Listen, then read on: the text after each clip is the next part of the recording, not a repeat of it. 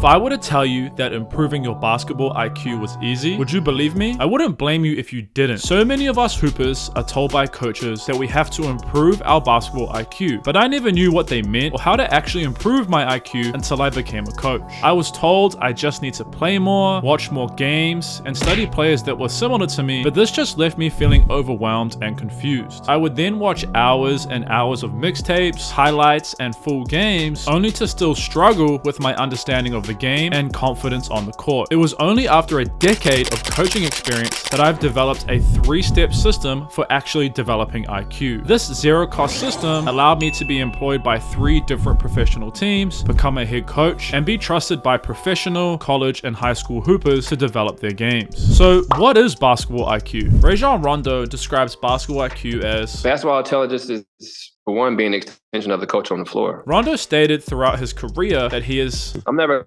going against the players. I'm looking at the coach and what he's saying, everything, because everything obviously he's saying that you guys are going to do and implement so what he wants to do in practice. Of course, this is at the highest level of basketball, but I agree with Rondo's definition. High IQ players are extensions of their coaches. They have an incredibly high understanding of the game, all the counters to the counters, which they develop throughout their career. But how do I actually develop my IQ? Before you do anything else, you must organize a time to sit down with your coach to ask these 3 questions. What offense/actions are we going to run/are running this season? Some coaches run full systems, such as the Princeton offense. Others choose to just run simple actions, such as wide pin downs, which flow into other actions/reads. Either way, you have to know this so you know what to work on. What role do you see me playing? Understanding your role is not locking you away or taking away shots. It's actually freeing to know your role. Hear me out, but think of this like a Formula 1 race. Formula 1 drivers practice every race on simulators so they know what to expect. On race day, they can use this knowledge to perform visualization techniques, visualizing each corner, braking point, and changing gears, the same way that you can visualize coming off pin downs, the footwork you could use, the counters, etc. But this would never be possible without knowing exactly what is expected of you coming into each game. Finally, you should ask both your coach and teammates this question. What is each player's strength/weakness? I look at it as like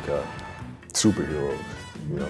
Some have webs, some can fly, some can, you know what I mean? Everybody has their own thing that they do well or do better than the others. If you are your team's point guard/leader, it's important you know who your shooters are, for example. This is vital as these shooters are likely not touching the ball very often. I said, go watch Game 6 of 2021 Finals. I played 40 minutes. I shot the ball 1 time. Hey, bro, I ain't got no rhythm.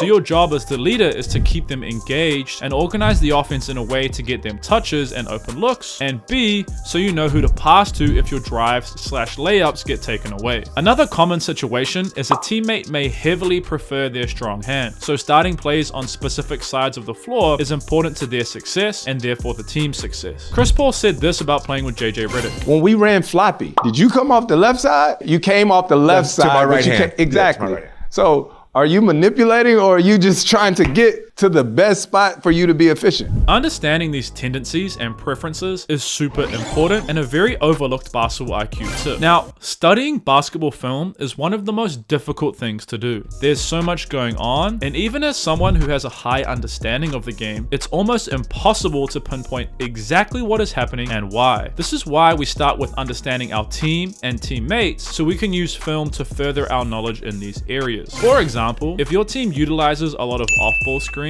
you could study a team like Golden State. I'm going to teach you exactly how to do this shortly. But before that, let's discuss a common misconception about studying film. So even when we're not at the gym, when games come on and I'm at home at night, this is my way of studying and learning people's tendencies and what plays teams like to run. This gets misinterpreted by hoopers as I should watch every NBA game, when in reality CP3 is studying the players he is going to play against. If you aren't in the NBA, even if you do have NBA aspirations, it's more important to study your opposition. This is because to reach the next level, you have to perform at your current level. Before and during your season, you should try your best to study and scout your opposition, asking yourself these 4 questions. What are their main options on offense? What can I do to impact the game game on the defensive end. These two are so important. You may be playing against a left-hand dominant player, therefore forcing them to their weak hand will positively impact your team's defense. How are they guarding actions? Do the team that they are playing right now run similar actions to us? Understanding how you're going to get guarded before you play a game can help with knowing which shots you're going to shoot. If you're a shooter and the team you are about to play against forces shooters off the line, you are likely going to encounter the same thing. Therefore, you should be spending extra time that week preparing your pump fakes, mid-range game, and finishes at the rim. Whilst we are taught to study high-level players, during your season, it's more important to study your competition. And then whenever you gain access to your footage, such as practices or games, you can perform a similar review process. Ask yourself these 3 questions. How am I being guarded? What is the defense trying to take away? What is the defense giving up to take this away? When studying film, Kobe would always be, I'm actually watching the defender a lot and trying to figure out, what is he seeing as an offensive player to make him do what he's doing, or why that makes sense in terms of what is he thinking at that moment, and why did that move work. So instead of reviewing your film and cringing at mistakes like I used to do, start to notice trends in what is open in your particular league or competition. For example, in the NBA, players like Trae Young are spending hours and hours in the offseason adding a mid-range and floater game to his bag. NBA teams use drop coverage in pick and roll versus Trae to get him off the 3-point line and take away finishes at the rim, which leaves the mid-range / floater wide open for Trae to take. Perhaps in your league, your defenders go under screens a lot. This is where studying high-level film comes into play. But how do I gain access to it? NBA.com is your best bet. They have 2 key options. Number 1, you can clearly see I don't have an active League Pass subscription, but I can access any game that is being played this season on replay. This is great for watching full games or specific teams like I mentioned before. You could watch a team like Golden State and study their off-ball actions, or you could watch my videos on Golden State after this one. NBA.com/stats has a full library where you can study specific players and specific shots. Let's take our previous example. You are a shooter and the defenders in your league go under screens a lot. Therefore, we want to study a shooter such as Duncan Robinson to see how he handles this. Type in NBA.com/stats. Unless you see the player you want to study here, you want to click on full player stats and then scroll until you find the player that you are looking for. We then click on Duncan Robinson and then click on profile and select splits. From here, we then click on 3-point field goals attempted.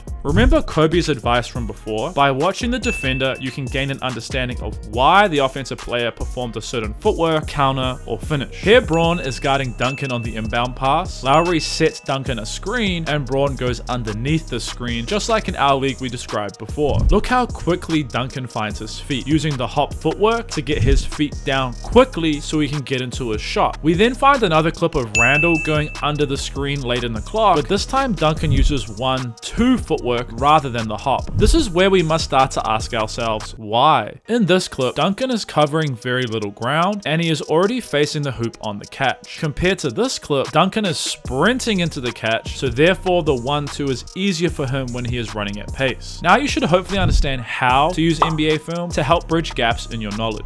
YouTube channels like my own can be useful as well. I create breakdowns of certain concepts such as finishing at the rim or beating your man 1-on-1, which take all the hard work of studying and finding clips away for you. My biggest issue as a player was not skill related. Instead, it was my confidence and inability to be present whilst I was playing. I would constantly worry about what others were thinking about me. I would worry about being subbed out or yelled at for making a mistake, or my teammates not passing to me again if I didn't do exactly what they wanted. This led to me playing scared. I would be afraid to shoot when I was open, and if I did shoot, I would shoot with horrific form as I wasn't focused on the task at hand. Therefore, I played with zero confidence and struggled to perform in games. What I needed was to learn to play with a blue head. I dive deeper into the blue versus redhead theory in this video, but the general idea is that blue-headed players are focused on the task at hand, and they take games possession by possession. These players are not worried about making mistakes, as they understand that it's part of the game, and are instead focused on what they can control. Redhead players are me. Red often gets associated with anger, but in reality, it's just a lack of focus, which leads to a lack of confidence, which often results in frustration and anger. The highest IQ players in the world are 100% focused and aware of their surroundings. Just think back to what Rondo was saying. I'm getting these memories of the 2009-2010 playoffs. and looking over at you, whether it was a free throw, a dead ball, whatever, you just be like staring at Stan. And Right. Stan I'm never would kinda, like, coaching. I'm never awkwardly coaching look at against. you. I'm never